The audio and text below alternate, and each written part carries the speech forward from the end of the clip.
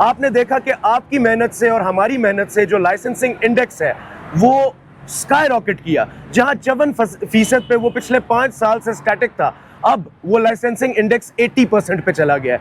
अगर 80% पे हमारे शहर का हम इंडिया और बाकी जितने भी उनके कैपिटल्स को बहुत पीछे छोड़ गए हैं, लेकिन 90% तक जब हम आएंगे तो हमारा भी शुमार कनाडा, अमेरिका के कैपिटल्स में जिस तरह उनका लाइसेंसिंग इंडेक्स अबव 90% होता है, इस तरह हमारा भी उनमें शुमार होगा। तो ये सब आपकी और ट्रैफिक पुलिस की मिल के काविश है, एक सक्सेस है हमारी।